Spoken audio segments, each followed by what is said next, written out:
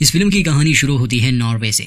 रात का समय है और हमें एक बुजुर्ग दिखाया जाता है। इस समय वो अपना ट्रैक्टर स्टार्ट करने में लगा था, लेकिन किसी ने उसे खराब कर दिया था। वायर्स काट दिए थे। इस आदमी को बहुत गुस्सा आया था। वो कहता है कि आज मैं तुम सबको मार दूंगा, क्योंकि वो जानता था कि ये काम किसका हो सकता है। पेट्रोल लिए वो बांध में जाता है क्योंकि वो उस जगह को आग लगाने वाला था, लेकिन बांध में कोई था जो इस आदमी को मारने की कोशिश करता है। जैसे वो एक खतरनाक ट्रैप में फंसने से बच गया। ये आदमी जानता था कि ये जगह खतरे से खाली नहीं, इसलिए वो वहां से निकलने में ही अपनी भलाई समझता है। लेकिन तभी कोई भयानक जीप घुर्राते हुए उसके पीछे भागने लगा। यह आदमी अपनी जान बचाने की कोशिश कर रहा था, लेकिन एक जलता हुआ टायर उस आदमी से टकराया, जिससे वो आग पकड़ लेता है और उसकी मौत हो जाती है।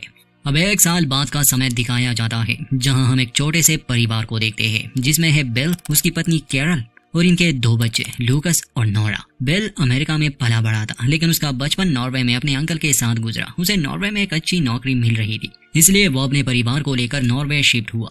बिल बहुत खुश था क्योंकि उसे अपने अंकल का फार्म हाउस विरासत में मिला था। बिल के अंकल वही आदमी थे जिसे मार दिया गया। बिल खुश था और वो अपने परिवार को भी खुश देखना चाहता था, मगर यहाँ की सर्दी से उसके बच्चे ज्यादा खुश नहीं थे, क्योंकि वो अमेरिका में पले बड़े थे। जब ये घर पहुंचे तो कैरल और लूकस को भी घर बहुत पसंद आता है, लेकिन नोरा खुश नहीं थी। उसे अपना पुराना घर और दोस्त याद आ रहे थे। खैर, लूकस पूरे घर में घूमता है और फिर बिल और कैरल के साथ बांध में भी गया। बिल और कैरल चाहते थे कि वो बांध को टूरिस्ट के लिए रेनोवेट करवाए, लेकिन बांध की हालत बहुत बुरी थी। उन्हें इस पर काफी मेहनत करनी होगी। बिल के हिसाब से एक नई शुरुआत के लिए ये जगह अच्छी थी, लेकिन इससे भी ज्यादा कैरल को इस बात की चिंता थी कि उनके बच्चे लूकस और नोरा नए दोस्त बनाए, ताकि वो यहाँ अकेला महसूस ना करे, खुश रहे। जब लूकस बांध में अकेला था तब उसे कुछ दिखाई दिया, जैसे वहाँ कोई हो। डरते हुए वो अपने माता पिता के पास आकर उन्हें बताने की कोशिश करता है कि देयर समथिंग इन द बांध, जो कि इस फिल्म का टाइटल भी है। मगर बाकी सभी कहानियों की तरह उसके माता पिता कहाँ उसकी बात पर विश्वास करने वाले थे। कैरल इस बात को टाल देती है, कहती है कि पुरानी जगह है, शायद कोई चूहा होगा या फिर लकड़ियां अक्सर ऐसी आवाज करती है। रात में वो अपने खिड़की से बाहर झांक रहा था तो उसे बांध के दरवाजे में 2 चमकती हुई आंखें दिखती है, जो उसके लिए काफी डरावनी थी। वो तुरंत ही सोने चला गया। अगले दिन बेल अपने परिवार को बाहर घुमाने ले जाता है। ये यहाँ के टाउन में आते हैं, लेकिन यहाँ के लोग उन्हें अजीब नजरों से देख रहे थे। शायद इसकी वजह बिल के अंकल की मौत हो। खैर, लूकस जब बाहर घूम रहा था तो उसे एक आदमी मिला। लूकस उसे एक पुतले के बारे में पूछता है। वो आदमी बताता है कि ये बान एल्फ है। वहाँ ऐसे कई सारे पुतले थे। लूकस पूछता है कि क्या ये सच में होते हैं या बस एक कहानी है। ये आदमी, जिसका नाम सैम है, जवाब देता है कि ये सच में होते हैं। लूकस पूछता है कि क्या ये एल्फ किसी को नुकसान पहुंचाते हैं। सैम जवाब देता है कि अगर तुम इनके साथ अच्छा करोगे, ये भी तुम्हारे साथ अच्छा करेंगे, बल्कि तुम्हारी सुरक्षा करेंगे, हर काम में मदद करेंगे। लेकिन अगर इन्हें परेशान किया, क्योंकि ये पुराने दुनिया के जीव है, इन्हें बदलाव बिल्कुल नहीं पसंद, इसलिए आजकल के शोर शराबे और टेक्नोलॉजी से इन्हें नफरत है, तो फिर ये उन लोगों से छुटकारा पाने के लिए किसी भी हद तक जा सकते हैं। वो बात कर ही रहे थे कि कैरल लूकस को लेने आ गई। कैरल सैम से पूछती है कि कहीं इसने आपको परेशान तो नहीं किया। सैम कहता है कि मुझे इससे बात करके अच्छा लगा, क्योंकि यहाँ लोग बहुत कमाते हैं। सैम को लगा शायद ये बस छुट्टियां बिताने आए होंगे, मगर कैरल बताती है कि वो यहाँ रहने आए हैं। तब सैम के हाव भाव बदल जाते हैं। शायद यहाँ के लोग उस घर का राज जानते थे। रात में लूकस को नींद नहीं आती, इसलिए वो बान में देखने चला गया। वहाँ उसे एक बूढ़ा एल्फ दिखता है। उसे देखकर पहले तो वो हैरान था। वो बूढ़ा एल्फ भी उसे चुप रहा था। तब लूकस उसके सामने एक कुकी रखता है, जिसे वो एल्फ मजे से खाने लगा।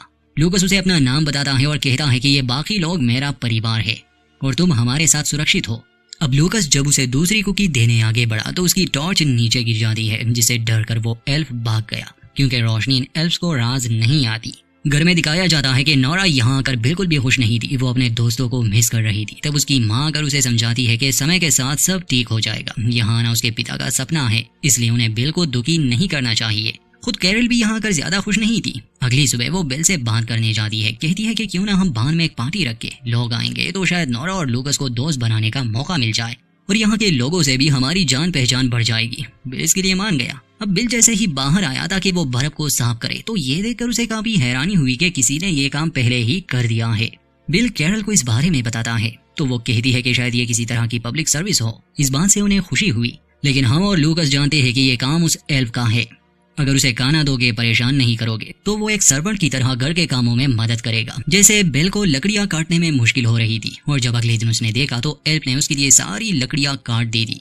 बाद में वही एल्फ लूकस के कमरे में था।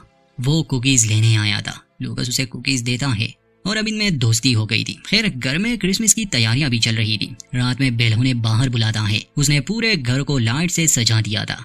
जब वो लाइट्स ऑन करता है तो एल्फ को ये सब अच्छा नहीं लगता। लूकस कहता है कि इसे तुरंत बंद करे। एल्फ को ये सब नहीं पसंद। बेल पूछता है कि कौन सा एल्फ। कैरल कहती है कि उस दिन सैम नामी आदमी ने इसे एल्फ की एक कहानी सुनाई थी और अब इसे लगता है कि यहाँ कोई एल्फ है। इसने उसे सच मान लिया। खैर अगली सुबह जब बिल बाहर आया तो देखता है कि किसी ने उनकी सारी सजावट खराब कर दी है, जिससे बिल को काफी दुख हुआ। असल में ये काम भी उस एल्फ का ही था, क्योंकि इन लोगों ने उसे परेशान किया, मगर इन्हें अभी तक नहीं पता। ये लोग शेरिफ को बुलाते हैं, जो उन्हें यकीन दिलाती है कि डरने की कोई बात नहीं, ये जगह बहुत सुरक्षित है। हो सकता है ये बच्चों का काम हो। अब ये बान में होने वाली पार्टी की तैयारी शुरू करते हैं।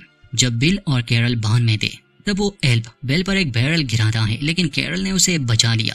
लूकस ये सब देख चुका था कि एल्फ ने उसके पिता को नुकसान पहुंचाने की कोशिश की, इसलिए रहा था। जब बेल उसे देखने गया तो वो बेल को बेसमेंट में धक्का देता है। वो कैरल पर भी हमला करने वाला था कि तभी लूकस लाइट्स ऑन कर देता है, जिससे एल्फ वहां से भाग गया। अब ये लोग दोबारा से शेरिफ को बुलाते हैं, लेकिन वो इस बार भी कोई एक्शन नहीं लेते और कहते हैं कि हो सकता है खिड़की खुली होने की वजह से कोई लोमड़ी अंदर आई हो। कैरल इस सब की वजह से बहुत परेशान थी, लेकिन बिल चाहता था कि वो सब यहाँ शांति से रहे, खुश रहे, इसलिए वो इन बातों पर ज्यादा ध्यान नहीं देता, इसी उम्मीद में कि एक दिन उसका परिवार यहाँ एडजस्ट हो जाएगा। अब अगली सुबह लूकस एल्फ के लिए दलिया बनाकर फ्रिज में रख देता है ताकि वो रात में उसे एल्फ को दे सके, लेकिन रात में वो देखता है कि दलिया बिल ने ही खा लिया है। लूकस उदास था, लेकिन वो हार नहीं मानता और एल्फ के खाने के लिए एक मछली लेकर बांध में चला जाता है। लेकिन वो नहीं जानता था कि एल्फ को मछलियां बिल्कुल भी नहीं पसंद, और अब वो और भी ज्यादा गुस्सा था। वो अपना हथौड़ा लेकर बाहर जाता है उन्हें मारने के लिए। इस बीच बिल का दोस्त उसे मिलने आया। एल्फ को देखने पर वो उसे लूकस समझकर उसके पीछे गया। एल्फ गुस्से से बांध की दीवार पर हथौड़े से मार रहा था। इस आदमी का नाम रेमंड है। रेमंड उसे आवाज देता है, मगर वो उसे कोई जवाब नहीं दे रहा था और जोर जोर से हथौड़ा मारता है, जिससे बर्फ का एक टुकड़ा फिसल कर रेमंड के मुंह के आर पार हो गया। बिल रेमंड का इंतजार कर रहा था। जब वो उसे देखने बाहर गया तो उसका सामान वहीं पड़ा था, लेकिन रेमंड गायब था। वो पैरों के निशानों का पीछा करते हुए बांध के करीब जा पहुंचा तो रेमंड की लाश वहां लटक रही थी। बिल समझ गया कि यहाँ खतरा है। वो जल्दी से अंदर आकर अपने परिवार से कहता है कि हमें यहाँ से तुरंत निकलना होगा। सब भागकर गाड़ी में आते हैं, मगर गाड़ी स्टार्ट नहीं हो रही थी क्योंकि उसे एल्फ ने खराब कर दिया था। इतने में एल्फ उनकी गाड़ी पर हमला कर देता है। वो अपने हथौड़े से विंडशील्ड को तोड़ रहा था। तब लूकस कहता है कि लाइट्स ऑन करे, जिससे वो एल्फ थोड़ी देर के लिए बेहोश हो जाता है। कैरल कहती है कि लूकस सच कह रहा था, ये तो एल्फ है, हमें पुलिस को बुलाना होगा। अब ये लोग कुछ भी कर पा रहे, इससे पहले ही एल्फ को होश आ गया और वो जोर जोर से गुर्राता है। वो अपने बाकी एल्फ साथियों को बुला रहा था, जो कुछ ही समय में वहां पहुंच गए। उन सबके हाथों में हथियार थे और वो इन्हें मारना चाहते थे। ये लोग अपनी जान बचाने के लिए घर की तरफ भागते हैं, लेकिन एल्फ ने इन पर हमला कर दिया था। अपने छोटे साइज के बावजूद एल्फ इन्हें खिलौनों की तरह इधर उधर पटक रहे थे। खैर ये लोग भी हार नहीं मानते और बड़ी मुश्किल से खुद को एल्फ से बचाने की कोशिश करते हैं। नोरा इन्हें लैम्प से मारती है। लूकस लैम्प से डरा रहा था। कैरल और बिल भी किसी तरह खुद को बचा रहे थे। इस बीच लूकस उस एल्फ को देखता है जो उसके बांध में रहता था। लूकस उसे माफी मांगता है और कहता है कि अपना वादा याद करो, लेकिन इस बीच नोरा उसकी दाढ़ी में आग लगा देती है, जिस वजह से वो खिड़की से बाहर कूद गया। इन्हें लगता है कि ये बच गए, मगर एल्फ हार मानने वाले नहीं थे। वो फिर से इन पर हमला करते हैं। ये लोग किचन में फंस गए थे, लेकिन इतने में इन पर रोशनी पड़ती है, जिससे डरकर एल्फ भाग गए। दरअसल ये शेरिफ थी जो इनके रिपोर्ट करने पर आई थी। शेरिफ को देखकर ये सभी बहुत खुश थे। कैरल कहती है कि हम पर हमला हुआ है, आपको बैकअप बुलाना होगा। शेरिफ कहती है कि बैकअप आने में टाइम लगेगा, लेकिन आप पर हमला किसने किया? कैरल कहती है कि एल्फ्स ने। इस पर शेरिफ हंसने लगी, कहती है कि ये बहुत अच्छा मजाक था, आप लोग इस वक्त नशे में है क्या? ये लोग शेरिफ को समझाने की बहुत कोशिश करते हैं, लेकिन शेरिफ नहीं मानती। तभी उसे बाहर कुछ आवाज आती है। एक एल्फ उसकी गाड़ी चला रहा था। शेरिफ को अपनी आंखों पर तो विश्वास नहीं होता, लेकिन वो कुछ कर पाए इससे पहले ही एल्फ उसके ऊपर गाड़ी चढ़ा देता है, जिससे शेरिफ की भयानक मौत हो गई।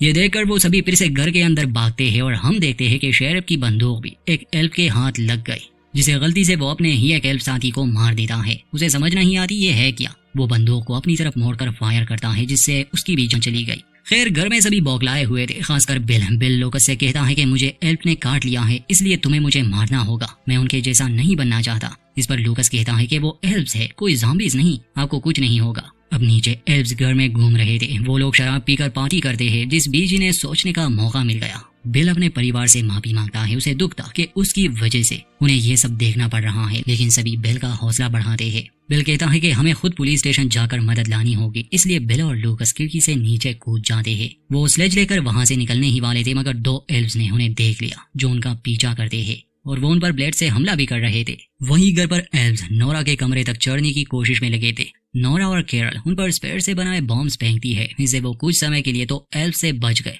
लेकिन एल्व्स अब चिमनी से उनके घर में दाखिल हो रहे थे।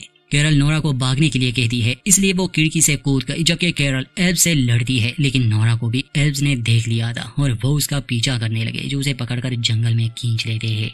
ऊपर कैरल ने दोनों एल्व्स को मार दिया था। नीचे आकर वो देखती है कि सभी एल्व्स नशे में धुत सो रहे थे। कैरल अपना फोन लेती है और सैम को कॉल करती है, क्योंकि बेला और लूकस उसी के घर गए थे। कैरल कहती है कि वो नोरा को ले गए। इतने में उसके भी चिल्लाने की आवाज आती है और कॉल कट गई। बिल सैम को सारी बात बताता है और कहता है कि मुझे तुम्हारी गाड़ी चाहिए। सैम उन्हें लेकर फार्म हाउस में आता है, जहाँ पहले तो उसे उनकी बात पर विश्वास नहीं था, लेकिन वहाँ की हालत देखकर वो समझ जाता है कि कुछ तो गड़बड़ है। सैम पूछता है कि तुमने ऐसा क्या किया है जो ये सभी इतने, हम इन्हें मारेंगे और ये हमें, ऐसे तो ये सिलसिला कभी खत्म ही नहीं होगा, हमें इन्हें मनाना होगा, इनसे सुलह करनी होगी। खैर ये लोग टनल में आगे बढ़ते हैं। वो देखते हैं कि एल्व्स ने कैरल और नोरा को बंदी बना रखा था। जब ये उन्हें छुड़ाने गए तो एक एल्फ बंदूक लेकर इनके सामने आ गया।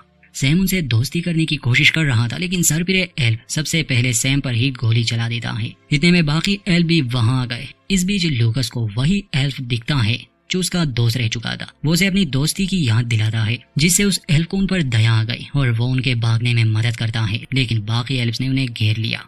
बूढ़ा एल्फ अपने लीडर से लड़ता है कि इन्हें छोड़ दो।